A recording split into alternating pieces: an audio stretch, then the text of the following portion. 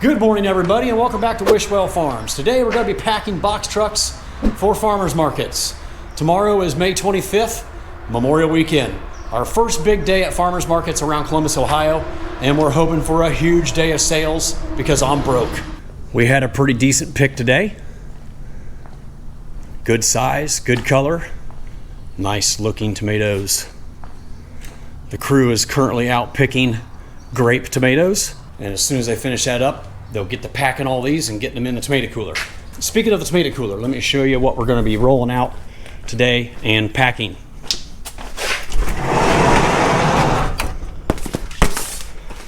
All right, we got a couple hundred boxes in here. These will all be sold tomorrow, and those, and these. This will be for next week. They were just picked 2 days ago, so they need a couple days to ripen. So fortunately, we have a pretty good stockpile of tomatoes for our first big day at farmers markets. So these are our 5 Isuzu NPR box trucks that we use for our farmers markets around Columbus, Ohio. As you can see, I have the door shut on one of them. We will not be using that one tomorrow. That one goes to our local hometown farmers market called the Logan County Farmers Market here in Bellefontaine. It's one of our smaller ones, so we'll probably wait and start that one once we have sweet corn in July. But the other 4, they're all going to be loaded up with tomatoes and basil plants and going to the farmers markets around Columbus tomorrow. It's going to be beautiful out, so there should be lots of people out shopping.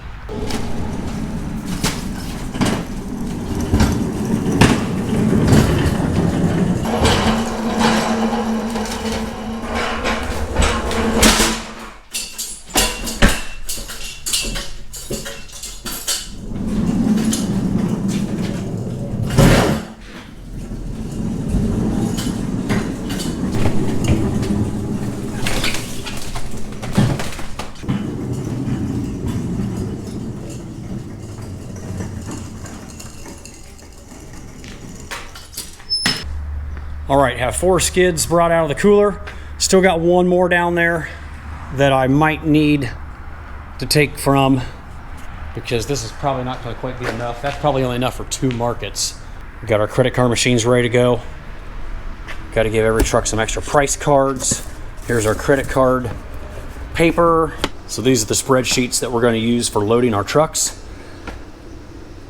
Worthington, Clintonville, Powell, and Dublin. I have the salespeople's names, the date, and we only have 3 items that we're taking right now. Red tomatoes, grape tomatoes, and basil plants. I have over a decade's worth of spreadsheets from past years, so I can look back on those and know exactly how to pack these trucks according to what week of the year it is, because it changes weekly. It'll continue to ramp up for a while, and obviously we're going to be adding produce to this list as the season progresses. But today, like I said, we just have tomatoes, grape tomatoes, and basil plants. And by looking at last year's spreadsheets, I can kind of figure out what I want to load in each truck. So as an example, for Worthington, I want 60 boxes of tomatoes, 18 flats of grape tomatoes, 8 flats of basil plants, and so on and so forth down the line. So these 4 skids are lined up in order of ripeness to least ripeness. I always give the ripest ones to Worthington, which is going to be this very first truck, because they always sell the most. And if the tomatoes are ever going to get ahead of me and get too ripe, this is the truck I want to put them on because I can almost always sell out. And it's my best market, so I want them to have the best, ripest tomatoes. Next in the line would be Clintonville, the second truck, and then Powell and Dublin. Of course, I want them to all have ripe tomatoes, but I always want to make sure my 2 best markets always have the best and ripest tomatoes. So we're going to load up probably these first 3 skids on my Worthington truck, and we'll see what we got left and see if we need to pull any more out of the cooler. If you're wondering why I don't just load the entire skid onto the truck, it's because I want to be able to look at these tomatoes. I'll give each individual box a quick glance just to make sure there's nothing rotten in there. And there's 2 different sizes. I have larges and smalls. So I want to make sure each truck has the proper amount of large tomatoes and small tomatoes.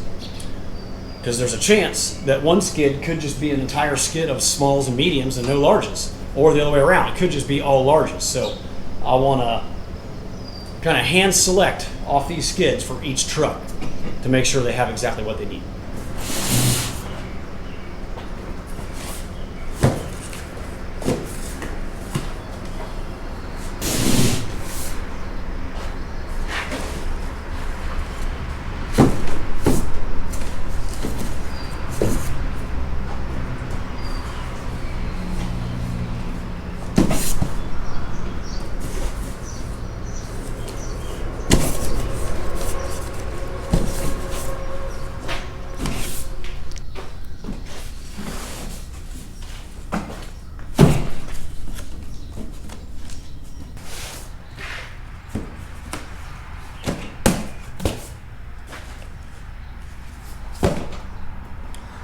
I just found the perfect example of why I do this. Right there, we got 2 rotten tomatoes. They probably had a deep wound or scratch or blemish on the tomato of some kind. And even though this tomato cooler is kept at 62 degrees, 61, 62 degrees, they don't always hold. So, you know, those things were picked probably almost 2 weeks ago. So they're good and ripe. And if there's a blemish on the tomato, it will rot.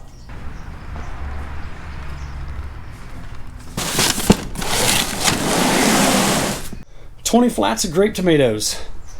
These 5 are the ripest, so I turn them in a different direction. The next 9 are the next ripest. And then this stack of 6 is the least ripe to sell last. That way, if they don't sell out, they can bring those back and they'll hold till next week just fine."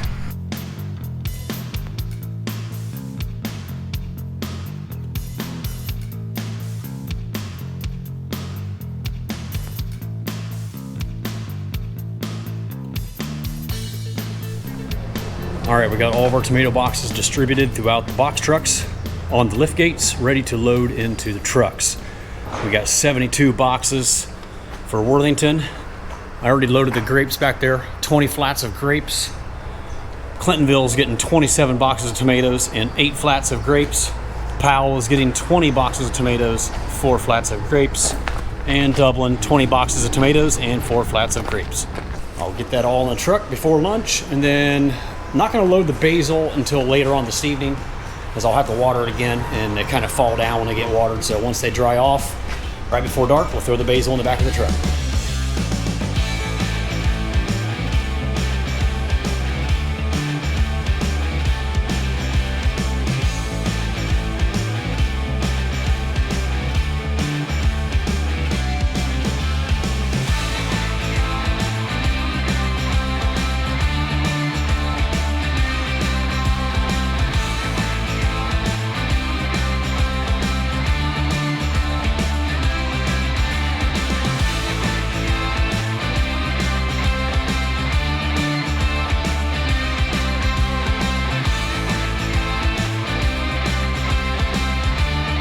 All right, all the tomatoes are loaded in the trucks, just about ready for market day. Still have a few repairs to make on a couple of the tents that had some rips from last year. And just wanted to talk about one more thing real quick before I go to lunch. So some of you may be asking yourself, why in the world do I need a 14-foot box truck for tomatoes? Let me step inside and show you some of the supplies that it takes to run a farmer's market. It might surprise you. All right, I'm gonna show you inside the Worthington truck. This is our biggest one. This is a 16-footer. First of all, we got our tote of goodies here. Tablecloths, wet wipes, paper towels, Wishwell Farms banner. Everybody has a little folder with price cards in it and laminated signs like that say credit cards accepted, and Facebook and YouTube signs. A sample container for giving out samples, spoons, clothespins, a first aid kit, steno pad for making notes, calculator, scissors, lots of markers, tape, business cards, dry erase markers. Got to load them all with more credit card paper. Oh, extra batteries. Yeah, you always got to have a bag of extra batteries with you for the scales. All right, I know it's a little bit dark, so bear with me. I don't have any overhead lighting in here. So we got bag racks for the customers to pull their own t-shirt bag off of the roll. 2 tents, 4 tables, lots of bungee cords, 2 scales for weighing things like tomatoes and green beans once we have them. Up here will be the money box. This truck gets 2 credit card machines, a box full of signs, price card signs, relish that we sell, quart containers for displaying our tomatoes, 2 different sizes of bags and extra bags, bag racks. And as you can see, we have lots of extra room right now, but the tomatoes do take up a fair amount of room. You know, we got 70 some boxes of tomatoes and 20 flats of grape tomatoes. My brother's syrup takes up a fair amount of space. I still got to load 8 flats of basil right here. Even though there's gobs of room right now, when we start putting in sweet corn, cantaloupe, cucumbers, zucchini, eggplant, 15, 20 bushels of green beans, and the corn's what takes up the most space. I'll be putting almost 250 or 300 dozen ears of corn in here. Sometimes 2 bins of cantaloupe. I mean, this truck will be packed to the hilt, and I actually could fill a truck that's probably twice as big, but we have to stack things in here in order to make it fit. So that's why we need box trucks. They are so handy, way more efficient than using a pickup truck. I used to do that back in the day, 15, 20 years ago, for some of our smaller markets. Everything's exposed to the hot wind while driving to the market. You got to have a ladder rack to hold all the tables. It was a disaster, and there was never enough room for anything. You had to like triple stack in the back of a pickup to get enough product in there to go to farmer's market. So I've had these box trucks for, 10 or 12 years. Well, I've been using box trucks longer than that, but these here specifically I've had over a decade. I had some older box trucks when I first got my start. Yeah, so that's a quick rundown of the box trucks. I'm going in for lunch. I'll see you all tomorrow morning for Farmers Market Day. Good morning, everybody. My box trucks are ready to roll. I just got to load salsa. It's 5:30 a.m. Waiting on several of my employees to show up, and we'll be hitting the road to Columbus.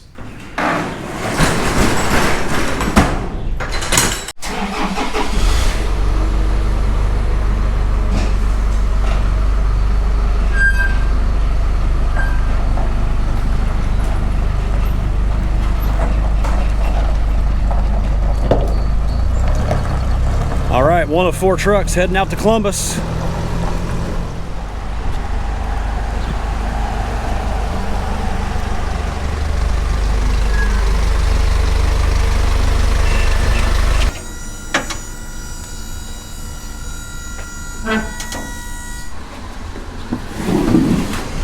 All right, we're gonna need 2 bag racks. We'll leave one of them in there. We don't need all 3 today, but we'll need both tents.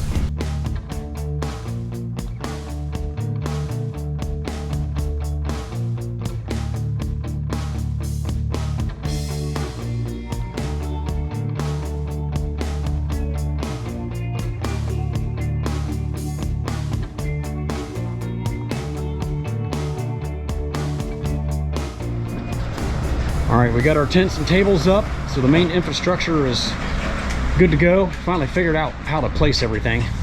Every year things change just a little bit, so now we're starting to load up the tables. This table is going to be grape tomatoes.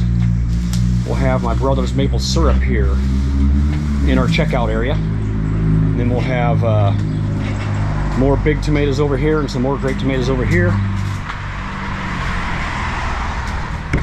Our salsa. We have 3 different kinds of salsa. That'll be a big hit for Memorial Day. We have our basil plants, oregano, parsley, and cilantro. Grape tomatoes look really nice today. We're now working on our quart baskets of small tomatoes, small to medium tomatoes. We are weighing these out at $3.50 a pound and trying to get them as close as we can to $6.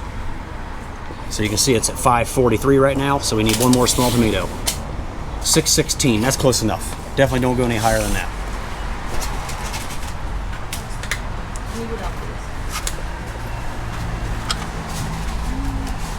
Sometimes you gotta play around with it a little bit to get it close to $6. So we're gonna work on making about 40 or 50 quarts that will go over here somewhere. And Gavin's getting a nice pretty tomato display set up.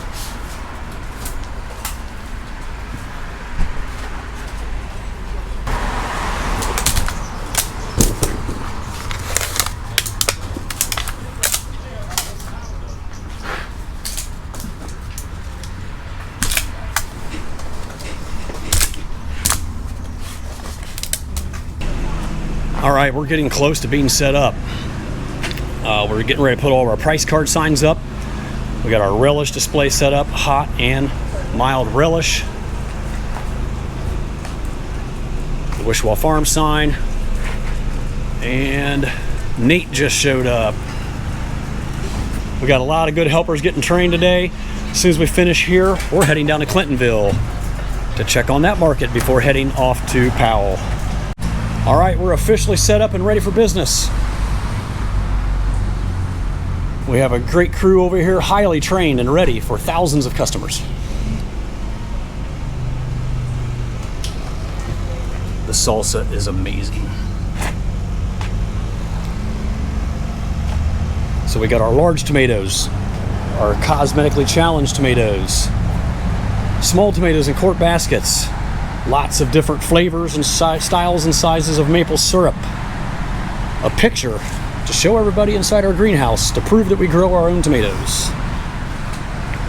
Business cards, banner. Definitely necessary to have credit card machines at a busy market like this. Everybody has plastic these days. And lots of beautiful looking grape tomatoes picked by Emma and me and several others. Oh, and Gavin. And our famous sweet pepper relish that we've been producing in our commercial kitchen at our old dairy facility since 2004. Lots of beautiful basil plants to go with those tomatoes. All right, I think we're finished up here and ready to head down to Clintonville next. All right, we're here at the Clintonville Farmers Market, kind of halfway between Worthington and OSU campus.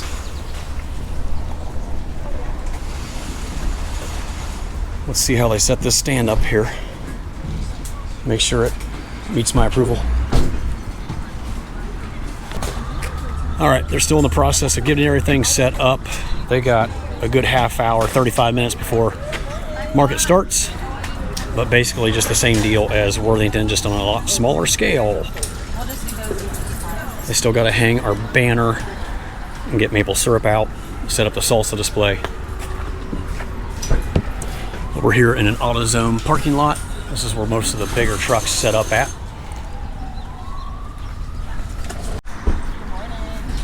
And then around the corner here, you can see the market extends all the way down the block.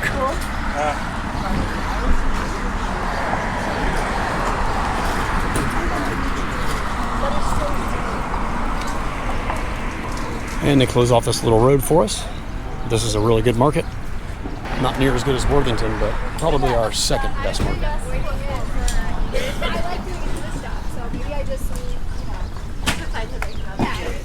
All right, everybody, off to Powell. All right, we're here at the Powell market now with Sela and Aubrey. We're finally all set up and ready for sales. And I noticed the sky is looking a little ominous. Hopefully it doesn't rain. But this is one of our smaller markets. You can see there's not a lot of people here. Still a good market. We've got a good anchor spot here on the end and we do really well.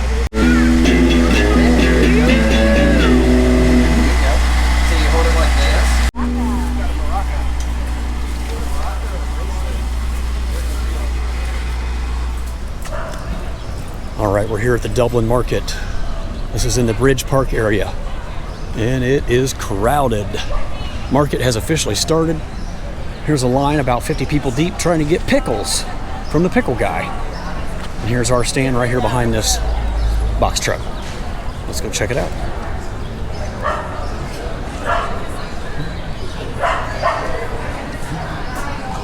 Oh yeah, nice big setup. This is Zeke running the stand. Got all of our normal items out here. And Joel's set up with his syrup and candy. And one of the Decker boys. How's it going?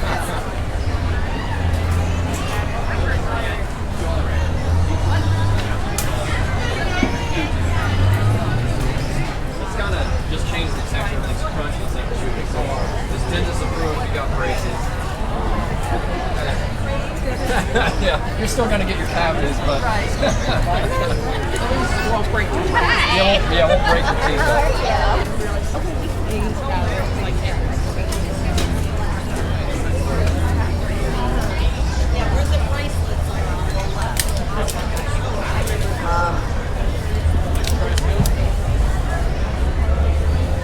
Man, what a cool place called Penn's, right beside the farmer's market.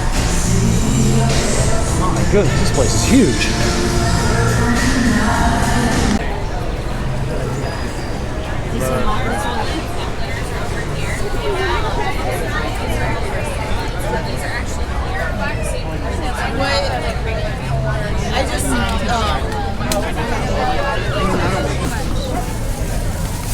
Thank you. Have a nice day.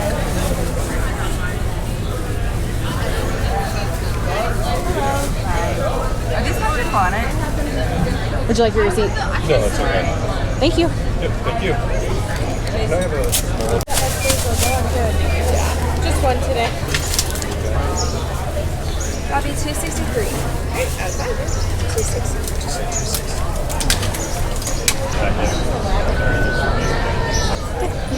Thank you. Have a nice day. Looks like a copy of the receipt. Hey, Copper. Hey, Copper. And Milo. Here, Milo. Here, Milo. Copper's a friendly fella. Yeah, you're a good dog. Clintonville just made it home. We're in the middle of unloading the truck. And here comes Worthington. It just about took my mirror off the truck.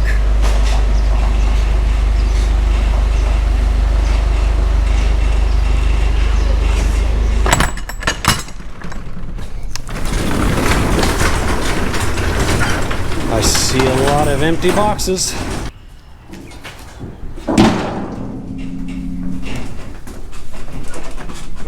How many full boxes you got left?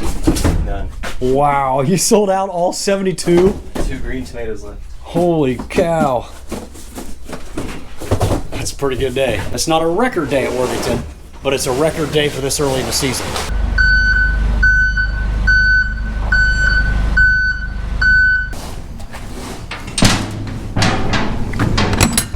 All right, let's see how Powell did today. Ooh. I see about 5 full boxes and a half a flat of grape tomatoes. Not too bad for the first one. Not too much to unload today. We just take our empty boxes out of the truck, back over here to the packing area, and they'll all be ready to use for packing tomatoes next week. Obviously, we have to remove all the plants, load them up on the Ranger, put them back in the greenhouse, and get them watered. We'll probably only have plant sales for maybe 3 more weeks, and by then we'll hopefully be adding lettuce, maybe zucchini.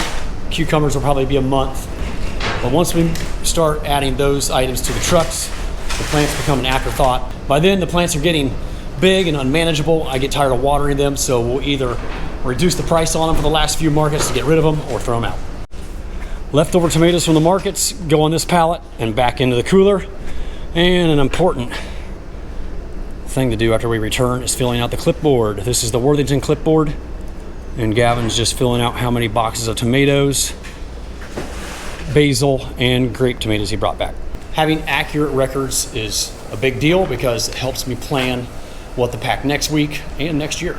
3 trucks home, 1 more to go. We're just waiting on my younger brother Joel to get home from Dublin, and then we'll wrap up today's sales, take a deep breath, and relax on the rest of this Memorial weekend.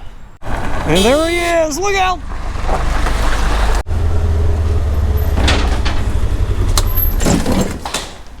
Glad to see everybody made it back safe and sound. No tomatoes. Nice, you beat Powell. What? Powell brought back 3. Well, I'm just So, kidding now. same. I packed your guys' trucks exactly the same. That's So, awesome. We could have sold a lot more. What did we sell out? 10:30, maybe? Tomatoes? oh wow. Yeah, we sold out like 11. You got slammed pretty good then. So first place was Worthington, second place Clintonville, third place Dublin, last place Powell. All right, this is everything that returned from Columbus out of 4 trucks. We We had 139 boxes of tomatoes. We brought back 10. We had 432 pints of grape tomatoes and brought back 19. Not too shabby. Into the tomato cooler they go.